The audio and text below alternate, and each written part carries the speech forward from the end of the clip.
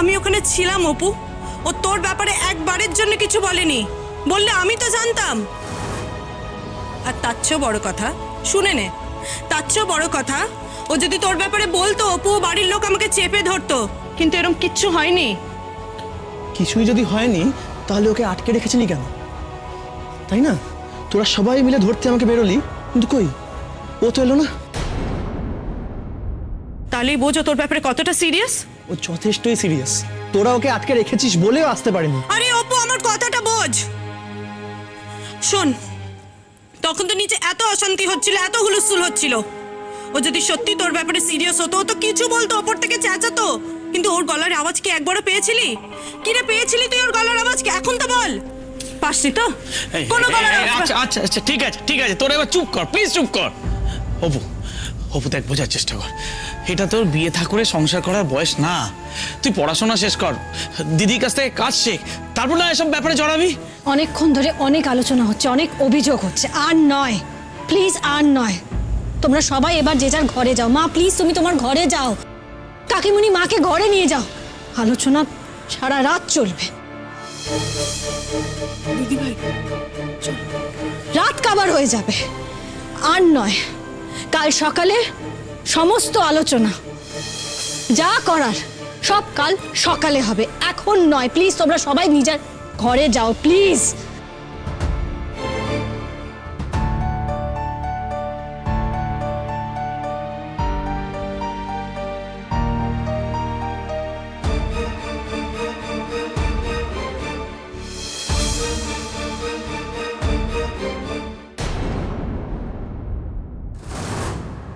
দিদি, সকাল হোক রাত হোক, তুই একটা কথা ভালো করে বুঝে নে, আমি অপুর জন্য বা তোদের কারুর জন্যে শ্বশুর বাড়িতে আমার লাইফ আর সাফার হতে দেব না। এই কথাটা তোরা সবাই মাথায় রাখিস।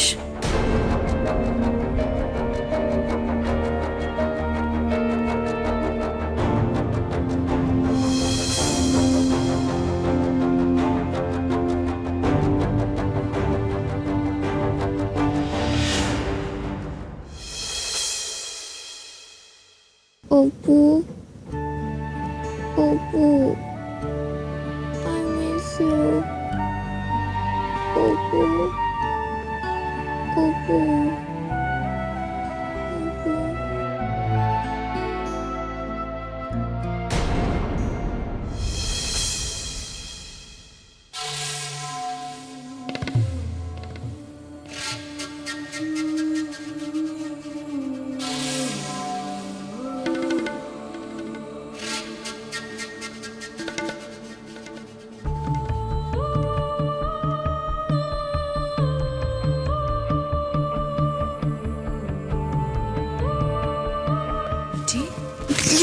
কে? আস্তে আস্তে, আমি শ্রেয়া বৌদি। তুমি খুব ঘাবড়ে গেছো তাই না? জল খাবে? না, কিন্তু তুমি আমার ঘরে এসছো কেন? ও, তুমি আর সবার মতো একই কথা বলবে তো, যে আমার অপুকে ভুলে যাওয়া উচিত, ও এই বাড়ির যোগ্য নয়। ওর কি যোগ্যতা আছে চ্যাটার্জি বাড়ি মেয়েকে বিয়ে করার? আর ও যদি বেশি বাড়াবাড়ি করে, তোমরা ওকে মেরে ফেলবে, তাই তো? ইত্যাদি। চুপ, আস্তে বৌদি, আস্তে কথা বলো। কি করছো বলো তো? কেউ শুনে ফেলবে তো, জেনে যাবে আমি তোমার কাছে এসেছি। তুমি কেন এসছো? চলে যাও এখান থেকে। তোমাদের এই একঘেয়ে কথা আমার শুনতে আর ভালো লাগছে না। আর আমি যদি বলি আমি একঘেয়ে কথা বলতে আসিনি, অন্য কিছু বলতে এসেছি।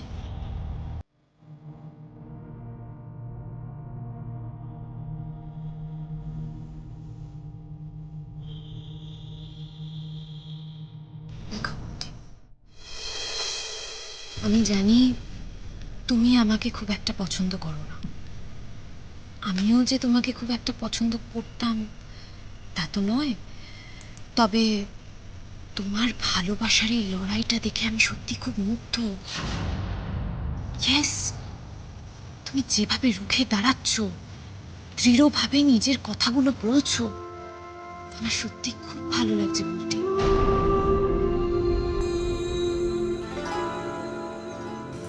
তোমার সাথে আমি এতদিন একসাথে রয়েছি, তোমাকে দেখছি,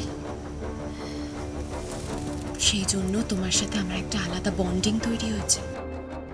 তুমি এত ভালো ভালো কথা বলছো, কারণ আমি তোমাকে হেল্প করতে চাই। আমাকে হেল্প করবে তুমি? হ্যাঁ, হেল্প করবো তো।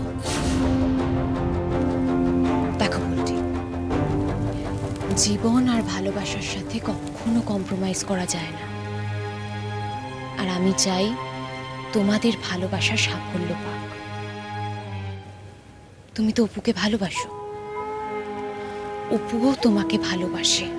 আর ও যখন তোমাকে এতটা ভালোবাসে, তখন বাকি সব কিছু অপ্রাসঙ্গিক। তুমি দেখো, তোমরা এক হবে, তোমরা মিলবে। তবে একটা কথা তুমি মাথায় রেখো, যা করবে খুব সাবধানে, একদম তাড়াহুড়ো করবে না, কোনো হঠকারিতা নয় বলতে। আমি ঠিক বুঝতে পারছি না তুমি কি বলছো। বলছি, যদি নিজের ভালোবাসার মানুষের সাথে সারা জীবন কাটাতে চাও, তাহলে খুব বুদ্ধি করে কাজ করতে হবে। একদম তাড়াহুড়ো না করে ঠান্ডা মাথায় ডিসিশন নিতে হবে, স্টেপ বাই স্টেপ তারপরে এগোতে হবে। বুঝতে পেরেছো? স্টেপ? হ্যাঁ, সেটা তো নিতেই হবে, না হলে তুমি তোমার মনের ইচ্ছে পূরণ করবে কি করে? আর তার জন্য কিন্তু যথেষ্ট সাহসের দরকার। আর সেই সাহস তোমাকে নিজেই নিজের মন থেকে জোগাড় করতে হবে। বুঝেছো? তুমি ঠিক কোন স্টেপের কথা বলছো আমি বুঝলাম না। সেটা সঠিক সময় আসলে ঠিক বুঝে যাবে। তুমি একদম চিন্তা করো না বুলটি, আমি তোমার পাশে আছি।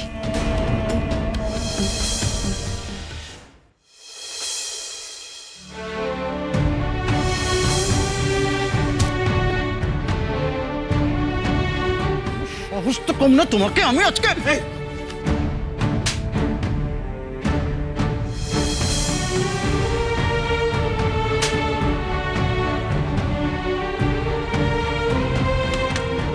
অপু, জেগে আছিস? অপু,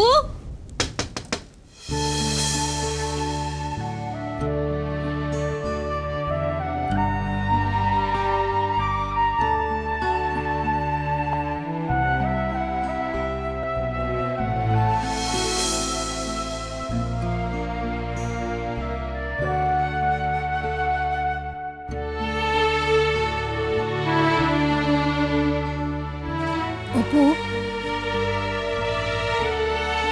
আমাকে সবটা খুলে বল তো। শুনলি তো সব মেজদির কাছে, আমার কাছে আর কি শোনার আছে?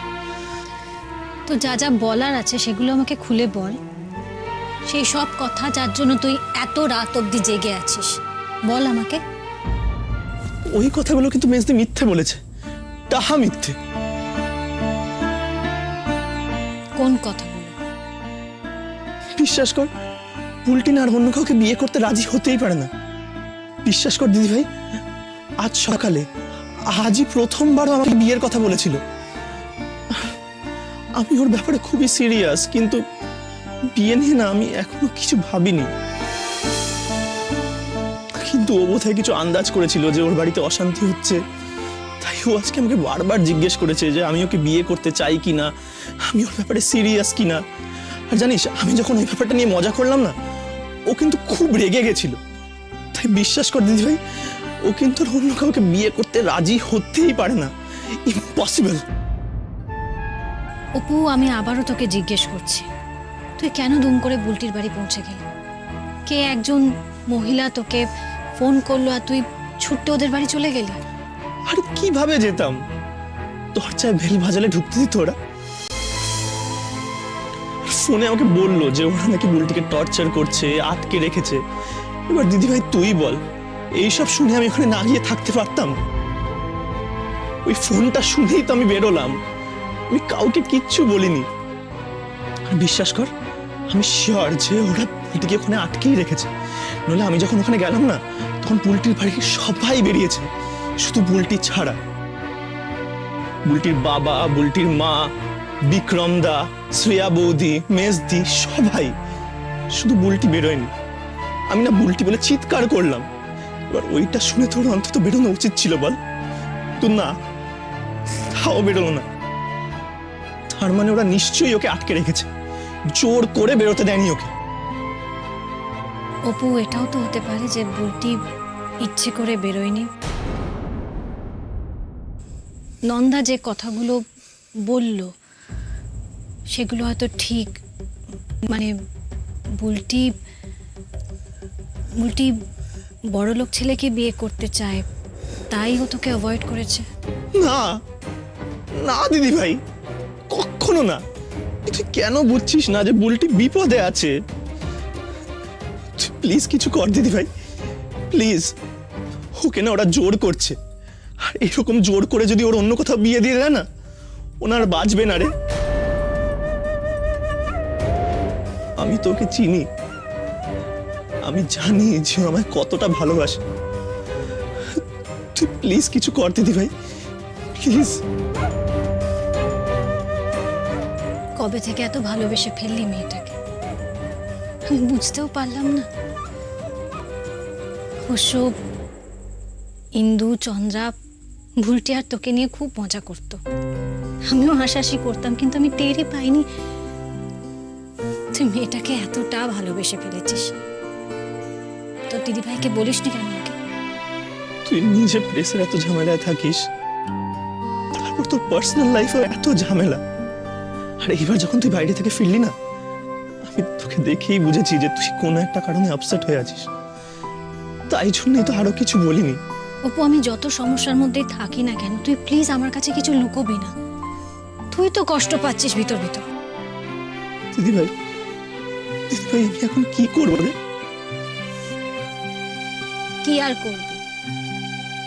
যখন ভালোবেসে ফেলেছিস তখন মন যেদিকে নিয়ে যাবে, মন যা যা করতে বলবে, তুই সেটাই করবি। কিন্তু অপু, আজ তুই যা করেছিস সেটা কিন্তু অন্যায়, একটা মস্ত বড় ভুল। তুই একবারও ভাবলি না দুম করে ওই মেয়েটার বাড়িতে চলে যাবি? মেয়েটা যদি বিপদ আরো বাড়ে, যদি ওর বাড়ির লোক ওকে আরো বেশি কষ্ট দেয়, তখন কি হবে? একবারও ভেবে দেখেছিস? আর যদি সত্যি ওদের বাড়ির লোকজন তোকে পুলিশে ধরিয়ে দিত, তখন কি হতো? আমাদের বাড়ির সম্মান থাকতো না ওই মেয়েটার বাড়ির সম্মান থাকতো? বল তুই। এই কাজটা তুই একদম ঠিক করিসনি অপু। প্রেম মানে শুধু হাত ধরে ঘোরা নয়, দায়িত্ব নেওয়া, সেই পরিবারের সম্মান রক্ষা করাও। তোকে আরো দায়িত্বশীল হতে হবে অপু। তুই আমাকে কথা দে ভবিষ্যতে এরকম কাজ আর কখনো করবি না। কথা দে আমায়। করবো না। প্রমিস? প্রমিস।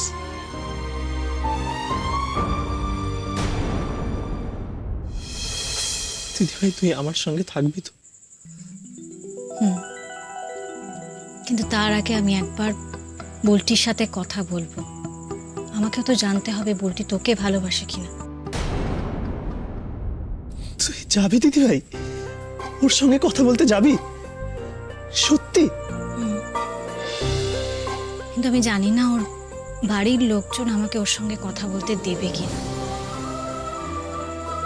অপু, একটা কথা বলবো তোকে, তোর হয়তো মনে হবে খুব নেগেটিভ, কিন্তু কথাটা খুবই বাস্তব। দেখো অপু, বুলটি না একটু অন্যভাবে বড় হয়েছে।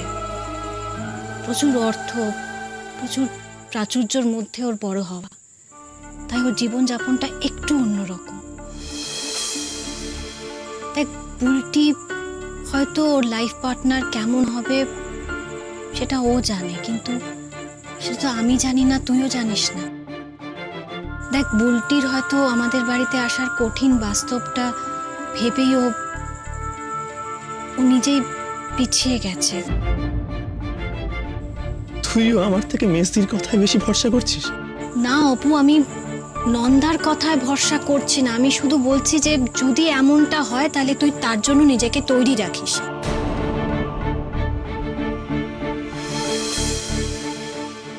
না, আমি জানি বুলটি আমাকেই ভালোবাসে।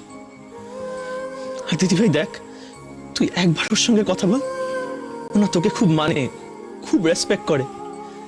তাহলেই তুই বুঝবি যে ওর বাড়ির সকলের থেকে ও কতটা আলাদা। ঠিক আছে, আমি কথা বলবো, যেভাবে হোক আমি কথা বলবো।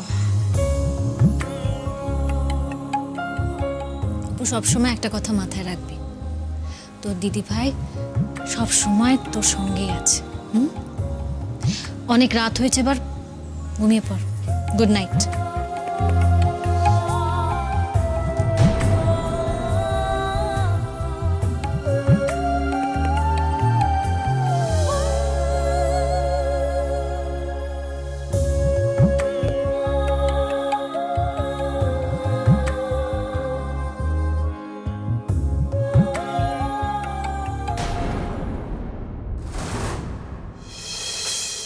যতই চেষ্টা কর না কেন দিদি, এবার আমার সঙ্গে তুই একটা একটা করে লড়াই হারতে থাকবি। আমি তোর করা সব অপমানের প্রতিশোধ নেব এবার। বাড়ির সকলের কাছে আবার ভালো হব, আর সকলকে এক এক করে আবার তোর থেকে দূরে সরিয়ে দেব আমি। বারবার বারবার সব কিছুতে তুই জিতে যাবি, সেটা তো হতে পারে না, না? আর এবার হবেও না।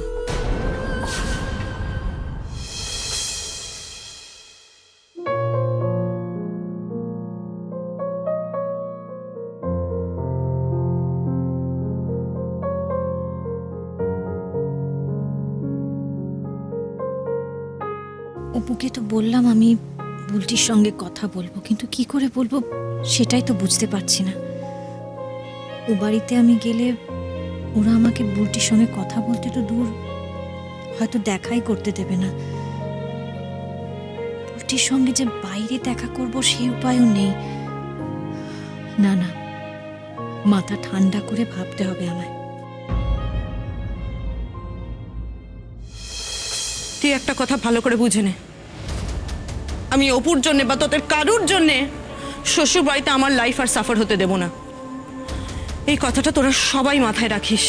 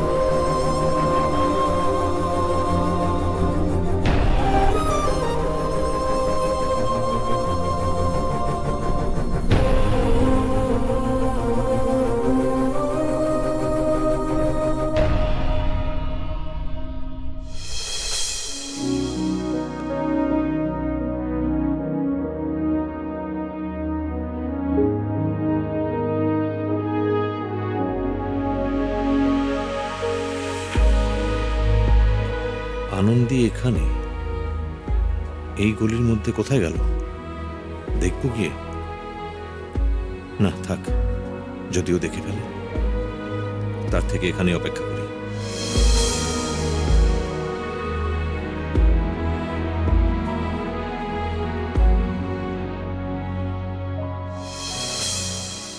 এতক্ষণ এখানে কি করছে আনন্দী?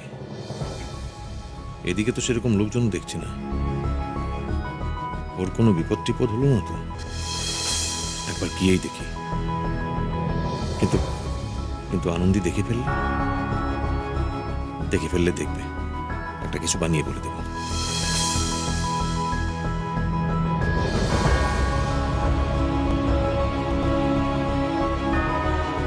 এদিকে কোথায় গেল আনন্দী?